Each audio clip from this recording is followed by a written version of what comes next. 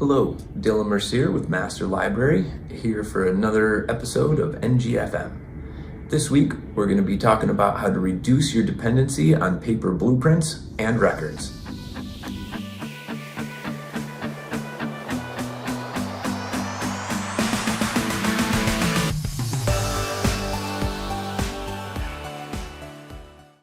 Now, here in Western New York today, it's a gray, rainy day. We've had rain for about 2 days straight now.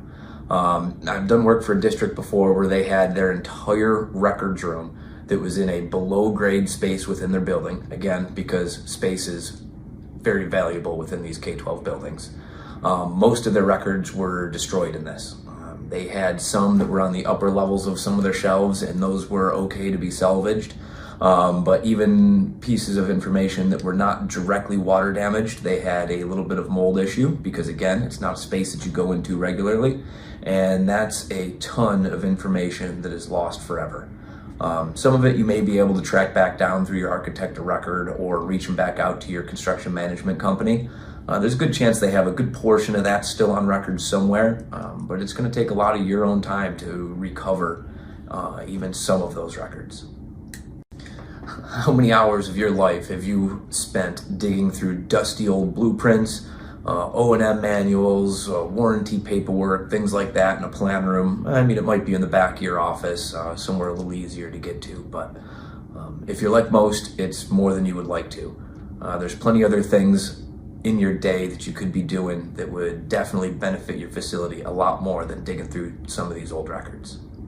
And sometimes, even after you spend that time searching for that particular piece of data, you may still come up empty-handed. It may not have been put back properly. For all you know, it may never have been included within a construction closeout. One scenario that comes to mind, a real-world one that I've seen firsthand, is trying to locate a shutoff valve for a boiler line that runs through a particular corridor. Often these shutoff valves are tucked up above drop ceilings, potentially on an upper level within a drop ceiling, could be hidden behind ductwork. Hopefully they're a little more accessible than that. It's kind of a worst case scenario. And if you wind up with something that's leaking downstream, it can be a real struggle to try and identify where that valve is.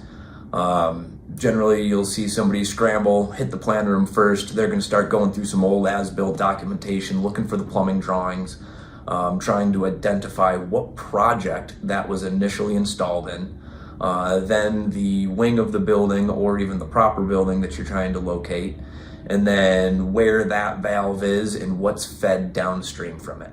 Now, that's where having those valves shown digitally on a floor plan that's searchable, clickable, has photographs, links to the construction drawings, and they're all available via your desktop computer, a tablet in the field, even a smartphone.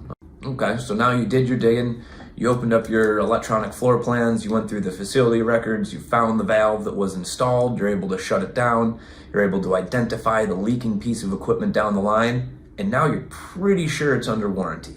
Now the search for the warranty documents come into play. Those are likely saved within a 3-ring binder or a thumb drive that was provided on construction closeout. You open up the bag of thumb drives and a little over half of them are labeled. A couple of them, the labels aren't legible. So now you're rummaging through multiple thumb drives or the old 3-ring binder, neither of which are very efficient. In a perfect world, you're able to click on this valve on your digital floor plan, see the associated information and data, install date, what service company did it, what project it was associated with. And then also, if you have the backup documentation like warranty or anything else like that, you'll see a documents or a binders tab. That will allow you to click right in, see the original O&Ms, the warranty information, and potentially get you a free repair or replacement for a part or component that may have just been replaced in-house if you were not able to easily access that warranty data. Also, giving your team access to these records while they're in the field, not making them go to your buildings and grounds or the high school admin building where all the documents are stored in a plan room. You can save a considerable amount of time just being able to access those in the field right while you're standing in front of that piece of equipment. You're able to look at an exploded parts diagram, parts list for ordering new parts, all while you're standing right in front of a piece of equipment. Once all this data is logged and categorized, you also have the ability to share out discrete pieces of data to outside contractors. Now, this can help you reduce costs for long-term maintenance contracts, as well as reduce the time taken to complete a service call from an outside contractor. They will greatly appreciate you being able to provide this data, although as a contractor you hope they would have access to it internally, but their record storage often leaves some to be desired as well. Now really, I've only scratched the surface today of what really goes into making that transition from relying on paper records to making that shift over to the digital world.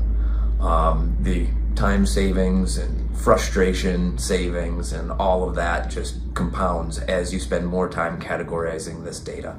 Perhaps this is another topic that we will take a deeper dive into on another day, but for now, that's all I got for you. Appreciate you tuning in for this week's episode. Feel free to hit the like or subscribe button. As always, enter in the comments any topics that you wish to bring up or any questions that you have in regards to this topic. Have a good one.